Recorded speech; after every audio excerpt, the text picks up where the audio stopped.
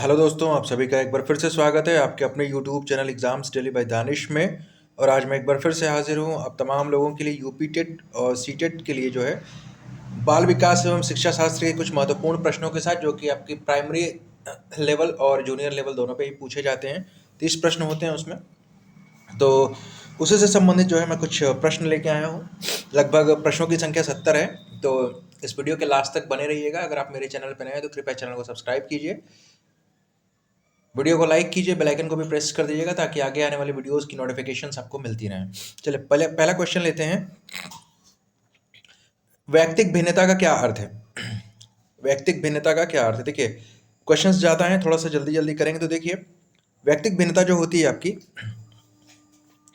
Option number B, कोई दो व्यक्ति शारीरिक, मानसिक योग्यता और संवेगात्मक दशा में समान और एक जैसे नहीं होते हैं। यही जो होती है वैयक्तिक भिन्नता होती है। आपका स्पेशल जो डेफिनेशन है उसकी बिल्कुल यही है कि कोई दो व्यक्ति शारीरिक, मानसिक योग्यता और संवेगात्मक दशा में समान और एक जैसे नहीं होते हैं। ठीक है।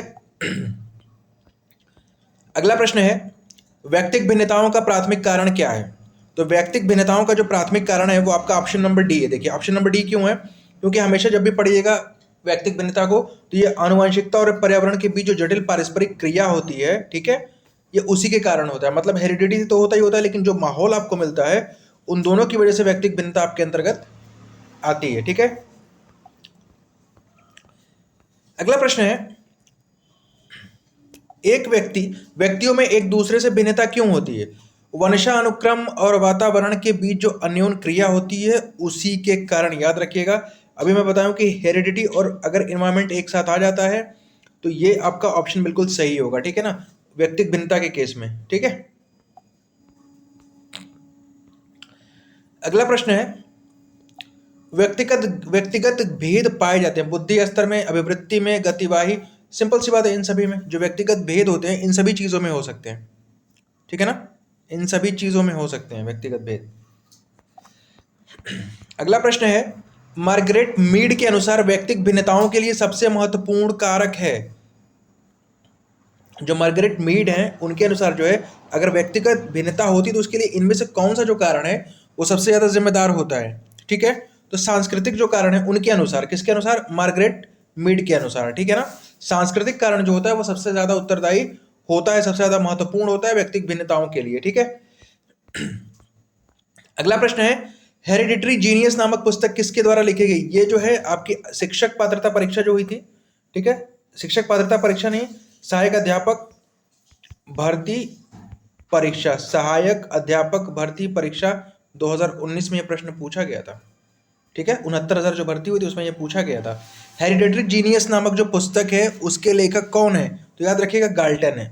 गाल्टन ने यह पुस्तक लिखी हुई है। ठीक है, हेरिडिटरी जीनियस। अगला प्रश्न है, बालकों में व्यक्तिगत भिन्नता के लिए निम्न में से कौन सा कारक जिम्मेदार है? बालकों में माता पिता की मनोवृत्ति है, बुद्धि है, नस्ल है या स्थान है? तो बालकों में जो है कौन सबसे ज्यादा जो है इंपॉर्टेंट है? तो याद रखिएगा, बी है, बुद्धि है। अगला प्रश्न है, बालकों में हम सभी अपनी बुद्धि, प्रेरणा, अभिरुचि आदि के संदर्भ में भिन्न होते हैं। यह सिद्धांत संबंधित है, किससे संबंधित है? व्यक्तिगत भिन्नता से। किससे है? व्यक्तिगत भिन्नता से, व्यक्तिगत भिन्नता से। सीमा हर पाठ को बहुत जल्दी सीख लेती है, जबकि लीना उसे सीखने में ज्यादा समय लेती है। यह विकास के सिद्धांत को दर्शाता है। व्यक्तिगत भिन्नता, व्यक्तिगत भिन्नता की, कोई जल्दी सीख ले रहा है, कोई जल्दी, किसी को समय लग रहा है, तो ये व्यक्तिगत भिन्नता में जाएगा। ठीक है ना, व्यक्तिगत भिन्नता में जाएगा। ये मत कह दीजिएगा कि एक पागल है एक होशियार है, ऐसा नहीं होता है। पढ़ाते समय सामान्य कक्षा में अध्यापक का सर्वाधिक ध्यान किस मनोवैज्ञानिक तत्वों पर होना चाहिए? तो व्यक्तिगत भिन्नता पे होनी चाहिए। अगर आपको क्लास में जो इंडिविजुअल डिफरेंसेस हैं जिसको आप व्यक्तिगत भिन्नता बोलते हैं उसका ज्ञान है तो आप अपना लेसन प्लान अच्छे से तैयार कर सकते हैं और कक्षा को उसी हिसाब से जो है आप अपना कंटेंट प्रोवाइड करा सकते हैं। ठीक है। अगला प्रश्न लेते हैं, अध्यापन के समय अध्यापक को निम्नलिखित में से किसका सर्वाधिक ध्यान रखना चाहिए? किसका सर्वाधिक ध्यान रखेंगे? व्यक्तिगत भिन्नता का। सबके सीखने की जो स्पीड होती है, जो ब्रेन होता है वो एक जैसा बिल्कुल नहीं होता है, ठीक है। व्यक्तिगत भिन्नता के मिलन के संबंध में एक अध्यापक की भूमिका होनी चाहिए। व्यक्ति के दृष्टिकोण, अभिरुचि और योग्यता को जानने का प्रयास। व्यक्ति आधारित पाठ्यक्रमों को उनकी आवश्यकता के अनुसार जानने की कोशिश। उपरोक्त दोनों या इनमें से कोई नहीं, या इनमें से क्या है, कोई नहीं, ठीक है। तो याद रखिएगा सी, ऑप्शन नंबर सी जो है उपरोक्त दोनों।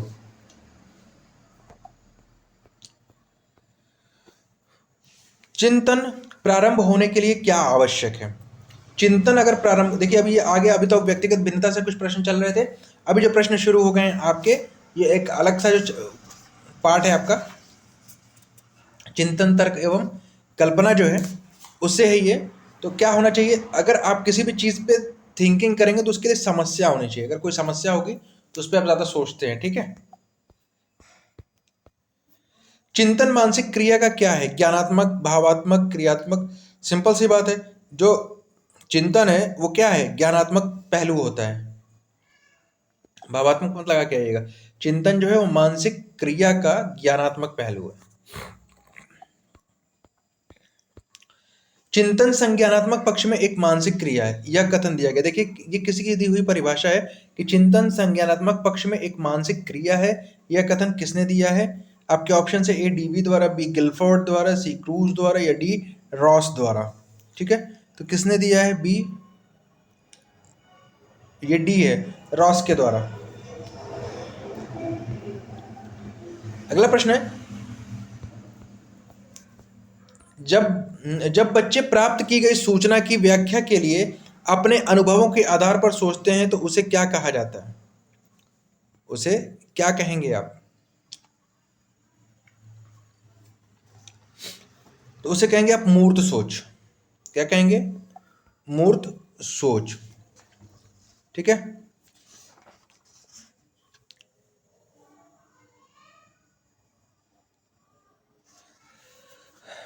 मूर्त सोच होता है, देखिए जो मूर्त सोच आपका होता है ना, वो बाहरी चीज़ों से संबंधित होता है, ठीक है। किसी वस्तु की भौतिक संरचना संबंधी विचार होता है।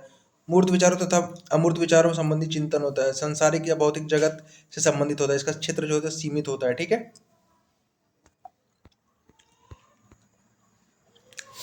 चिंतन जो है कह रहा है कि अनिवार्य रूप से है एक, क्या है, संज्ञानात्मक गतिविधि।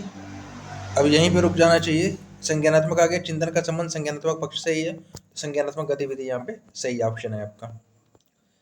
चिंतनशील सोच की चर्चा इनमें से किसने की? चिंतनशील सोच मतलब इनमें से जो मनोवैज्ञानिकों के नाम ये दिए हुए हैं, इनमें से किसने चिंतनशील सोच की चर्चा की है? तो याद रखिएगा जॉन डीवी ने चिंतनशील सोच की चर्चा की है, ठीक है ना। सामूहिक अचेतन का संप्रत्यय किसने दिया? युंग में बार बार बोला हूं, जब सामूहिक अचेतन आ जाए तो युंग याद रखिएगा, युंग को। सामूहिक अचेतन का जो संप्रत्यय है वो युंग के द्वारा दिया गया है। अगला प्रश्न है, किसी दूसरी वस्तु की अपेक्षा एक वस्तु पर चेतना का केंद्रीकरण अवधान है, यह कथन किसका है? मतलब किसी दूसरी वस्तु की अपेक्षा एक वस्तु पर चेतना का केंद्रीकरण अवधान है, ये बोला किसने है? ये बोला है डम्बिल ने। आगमनात्मक तर्क निम्नलिखित में से किस पर आधारित होता है? अब हम आ गए तर्क पे, ठीक है। आगमनात्मक तर्क, इंडक्टिव रीजनिंग जिसको आप कहते हैं, और एक होता है निगमनात्मक तर्क। अब आगमनात्मक तर्क होता क्या है?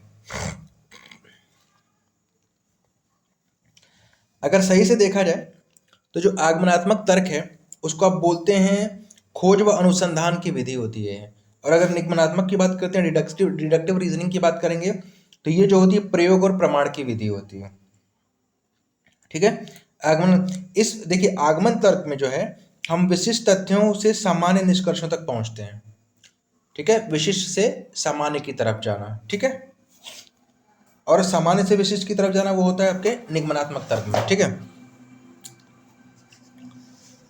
तो आगमनात्मक तर्क निम्नलिखित में से किस पर आधारित है? आपसे ये पूछा गया है कि आगमनात्मक तर्क जो है वो निम्नलिखित में से किस पर आधारित है? तो याद रखिएगा ये प्रकृति की समरूपता पर आधारित है। ठीक है। अगला प्रश्न है, निम्नलिखित में से कौन सा तर्क निगमनात्मक तर्क प्रकार की विशेषता नहीं है? निगमनात्मक तर्क प्रकार की विशेषता इनमें से कौन नहीं है? आपका ऑप्शन जो सी है, तथ्य के संबंध में हमें ज्ञान देने वाला तर्क, ये सही नहीं है।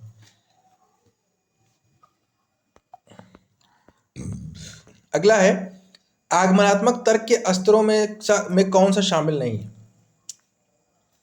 जो आगमनात्मक तर्क होता है उसके तत्वों में कौन सा वाला, उसके स्तरों में कौन सा शामिल नहीं है? ठीक है, तो जो कल्पना है, इमेजिनेशन, ये आगमनात्मक तर्क में शामिल नहीं है।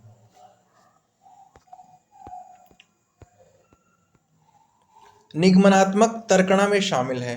निगमनात्मक तर्कणा में क्या क्या शामिल है? इसका जो ए है, सामान्य से विशिष्ट की ओर जाना। मैं भी बताया हूँ, विशिष्ट से सामान्य की ओर जाएंगे तो आगमन है, और सामान्य से विशिष्ट की तरफ जाएंगे तो निगमन है।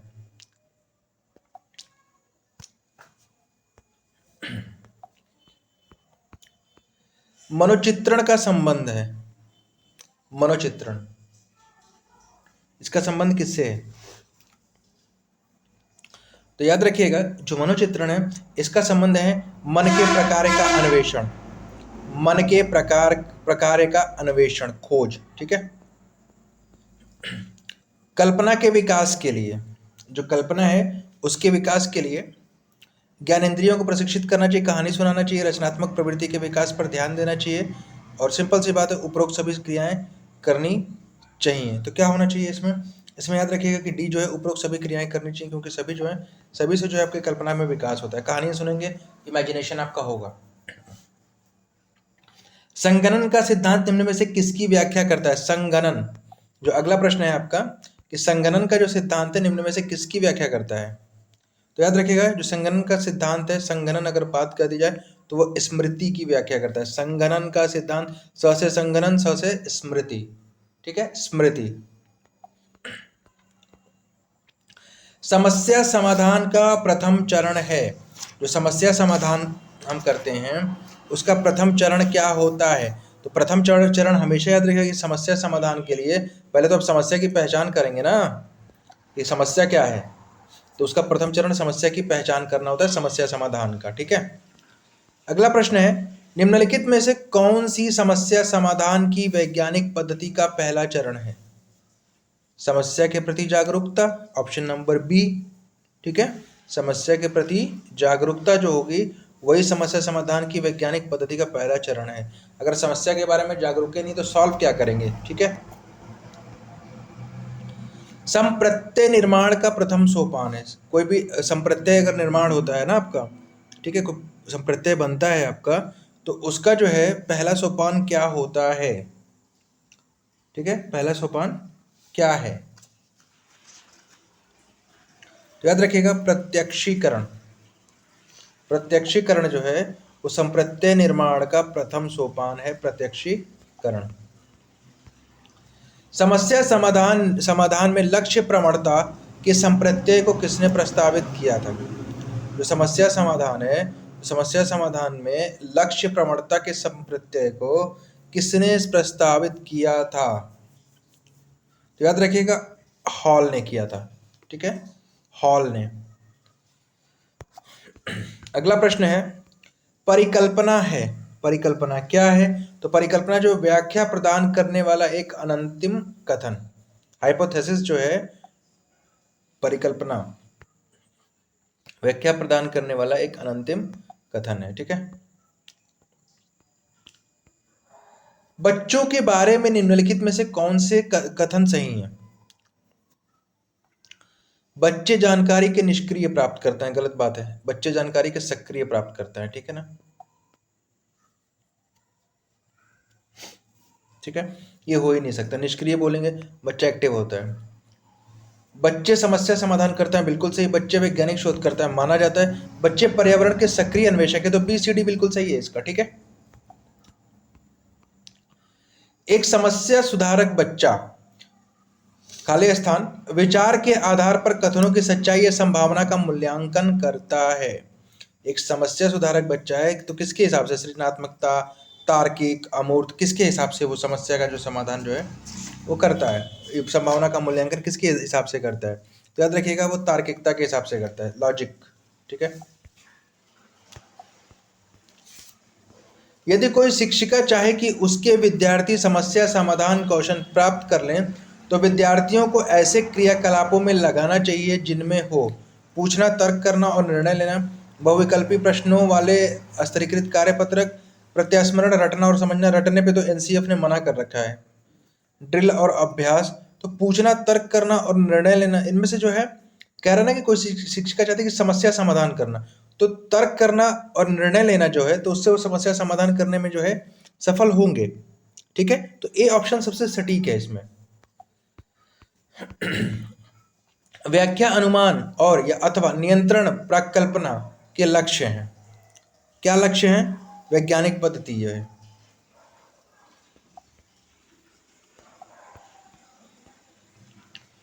समस्या समाधान प्रायः उन विद्यालयों में सफल है जहां, कहां पे सफल है?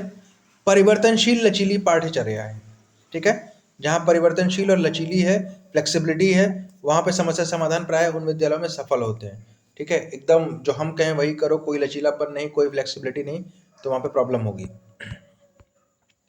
निम्नांकित में से कौन सा समस्या समाधान में बाधक नहीं है? कौन सा वाला बाधक नहीं? चिंता तो भाई समस्या समाधान में बाधा है। नकारात्मक मानसिक प्रवृत्ति बाधा है। भग्नाशा बाधा। सूझ, अगर सूझ है तो ये बाधा नहीं, ये तो आपके लिए हेल्पफुल है, ठीक है। निम्नलिखित में से समस्या समाधान को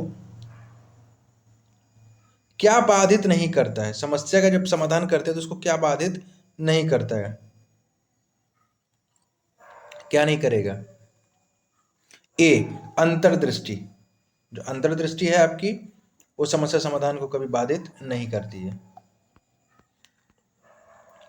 संक्षिप्त रूप PSRN जो कि विकास से संबंधित है, व्याख्या करता है। देखिए जो PSRN है इसको आप बोलते हैं problem solving, reasoning and numeracy. याद रखिएगा जो ऑप्शन नंबर ए है ये संक्षिप्त रूप है। इसको पूछा गया कि किससे संबंधित है, तो ये जो समस्या हल, तार्किकता एवं आंकिक क्षमता, मतलब प्रॉब्लम सॉल्विंग, रीजनिंग और न्यूमरेसी, ठीक है, इससे संबंधित है। PSRN, प्रॉब्लम सॉल्विंग, रीजनिंग और न्यूमरेसी।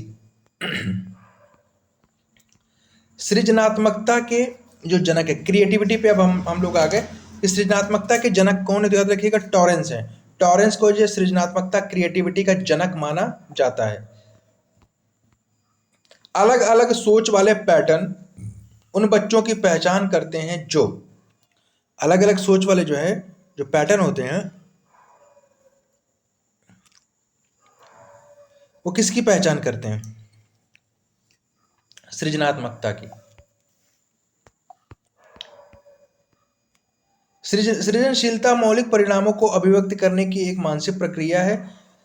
ये कथन किसका है? जो सृजनात्मकता होती है, जो सृजनशीलता होती है, वो मौलिक परिणामों को अभिव्यक्त करने की एक मानसिक प्रक्रिया है। ये किसने कहा है? ये किसने कहा है? तो याद रखिएगा क्रो एवं क्रो ने कहा है।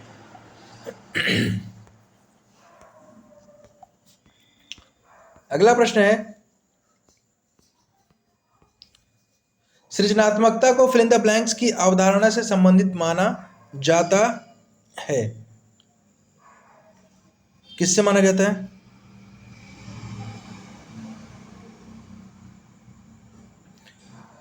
सृजनात्मकता को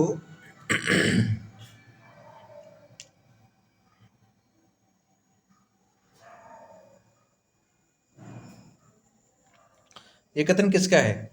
ये कथन है डी, विविध सोच का। विविध सोच का। अगला प्रश्न है, नवीन विचार का सृजन, उत्पादन व मौलिक चिंतन आवश्यक गुण है। सृजनात्मकता का, बुद्धिमत्ता का, सामाजिकता का, इनमें से सभी का। बी सृजनात्मकता का। अगला प्रश्न है, नवीन विचार का सृजन, उत्पादन व मौलिक चिंतन आवश्यक गुण है। अभी बोला हूं सृजनात्मकता का, ये क्वेश्चन रिपीटेड है। सृजनात्मकता की पहचान होती है पुराने व्यवहार से, चित्रकला से, संगीत से, नवीन परिणाम से। तो सृजनात्मकता की पहचान किससे होती है? डी नवीन परिणाम से।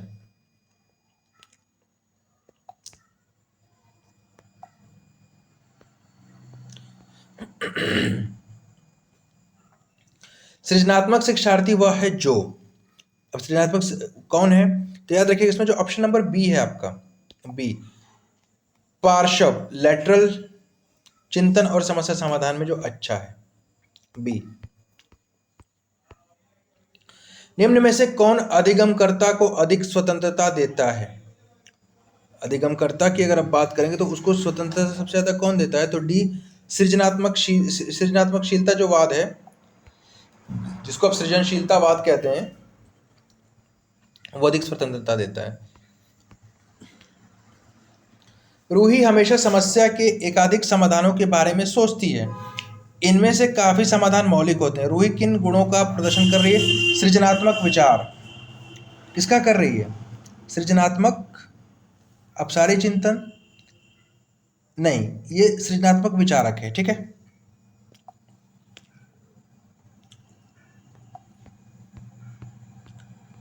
आउट ऑफ द बॉक्स चिंतन किससे संबंधित है?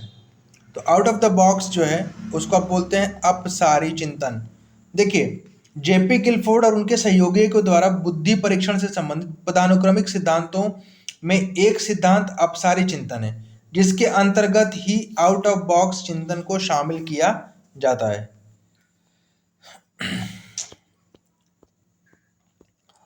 अगला प्रश्न है, निम्नलिखित में से कौन सा सृजनात्मकता से संबंधित है?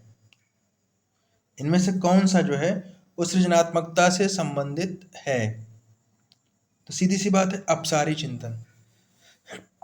अपसारी चिंतन।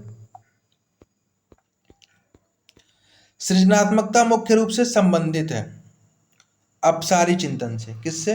अपसारी चिंतन से।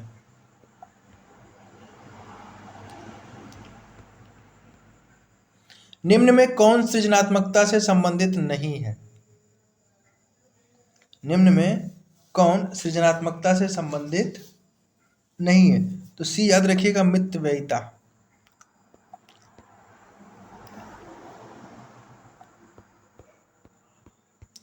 निम्न में से कौन शेष से भिन्न है? प्रवाह, विश्वसनीयता, मौलिकता, लचीलापन। तो बी जो है,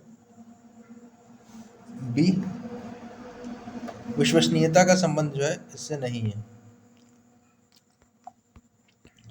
अगला प्रश्न है, निम्नलिखित में से कौन सा समूह सृजनात्मकता के तत्वों से संबंध में सही है? प्रवाह, विविधता, मौलिकता, सहकारिता। प्रवाह, विविधता, मौलिकता, विस्तारण, बारंबारता, विविधता, प्रवाह, व्यवहारता। देखिए इसमें जो है, जो बी है आपका, प्रवाह, विविधता, मौलिकता और विस्तारण जो है वो जो है सृजनात्मकता समूह से संबंधित है।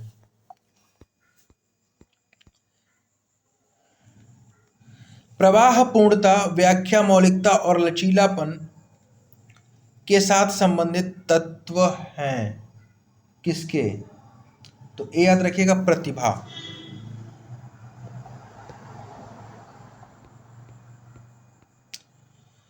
निम्न में से किस प्रश्न द्वारा सृजनात्मक चिंतन को सर्वाधिक अच्छे ढंग से अनुमानित किया जा सकता है? ऑप्शन नंबर डी, इसके कितने भिन्न तरीकों से हल किया जा सकता है। ठीक है, ये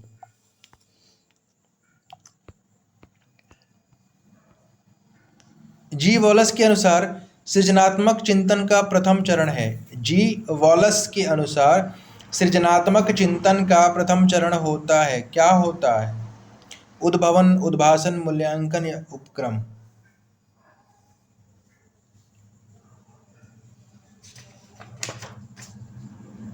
याद रखिएगा डी, उपक्रम। उपक्रम जो है वो प्रथम चरण है सृजनात्मकता का। अब देखिए इसके क्या होते हैं, जी वॉलस के अनुसार सृजनात्मक चिंतन का चरण क्रमशः उपक्रम पहले तैयारी होती है, फिर उद्भवन होता है, फिर प्रबोधन एवं लास्ट में प्रमाणीकरण होता है। निम्न में से कौन सा सृजनात्मक प्रक्रिया से संबंधित नहीं है? उद्भवन, अभिप्रेरण जो है, अभिप्रेरण वो सृजनात्मक प्रक्रिया से संबंधित नहीं है। अगला प्रश्न है, सृजनात्मक समस्या समाधान की वह अवस्था है जिसमें व्यक्ति असंगत सूचनाओं पर ध्यान नहीं देता, उसे कहते हैं, उसे आप क्या कहते हैं? तो इसको बोलते हैं आप उद्भवन, इसको बोलते हैं उद्भवन। क्या बोलते हैं? उद्भवन। ठीक है।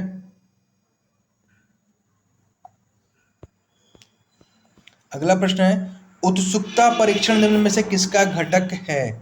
उत्सुकता परीक्षण निम्न में किसका घटक है? तो सृजनात्मकता का। अगला प्रश्न है, सृजनशीलता की पहचान हेतु किसने सृजनात्मक चिंतन परीक्षण का निर्माण किया? सृजनशीलता की पहचान करने के लिए किसने सृजनात्मक चिंतन परीक्षण का निर्माण किया है? तो याद रखिएगा, यह किया है आपके टॉरेंस ने। अगला प्रश्न है, किसके सुधार हेतु किया जाता? ये प्रश्न थोड़ा सा कट गया है, ठीक है, सही नहीं आया, इसको छोड़ देते हैं, बाद में देख लेंगे। यह आवश्यक नहीं है कि उच्च बुद्धि लब्धि वाले बच्चे कारण में भी उच्च होंगे। उच्च बुद्धि लब्धि वाले जो बच्चे हैं किस में भी उच्च होंगे, ये आपसे पूछा गया है। तो सृजनशीलता में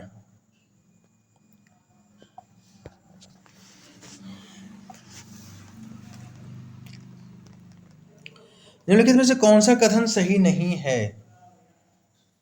मेधा एक सृजनात्मकता एक दूसरे के मेधा एवं सृजनात्मकता एक दूसरे के पर्यायवाची हैं। एक मेधावी बालक हो सकता है, सृजनात्मक ना हो। एक सृजनात्मक बालक ऊंचे दर्जे का मेधावी हो सकता है।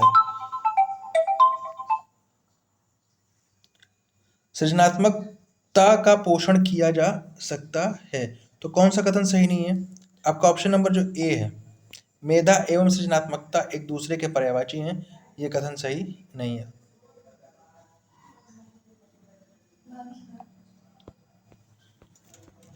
बुद्धि एवं सृजनात्मकता में किस प्रकार का सहसंबंध पाया जाता है? तो याद रखिएगा, धनात्मक। बुद्धि और सृजनात्मकता में धनात्मक सहसंबंध पाया जाता है।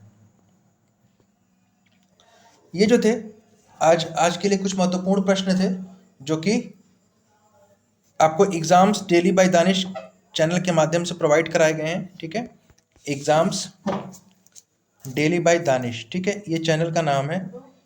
तो इसको जो है आप सब्सक्राइब करिए, ठीक है, इसको सब्सक्राइब कर लीजिए और बेल आइकन को भी प्रेस कर दीजिएगा। वीडियो को लाइक और शेयर ज़रूर करिएगा। और समय बहुत कम है, इसलिए मैं जल्दी जल्दी क्वेश्चंस को निपटा दे रहा हूँ। ठीक है, इस चैनल पे बने रहिए और भी अपने भाई बंधुओं बहनों को बताते रहिए। ठीक है, और आगे आने वाले समय में, आगे आने वाली परीक्षाओं में जो है मैं और भी बेहतर तरीके के कंटेंट्स लेके आऊँगा। कंटेंट अभी भी बेहतर है, अभी सीटेट का एग्ज़ाम होने वाला है, उसमें भी मैं आपको कंटेंट प्रोवाइड कराऊँगा 28 तारीख से। ठीक है, तो exams daily by Danish channel पर आप बने रहिए और चैनल पर बने रहने के लिए आपका बहुत बहुत शुक्रिया, बहुत बहुत धन्यवाद।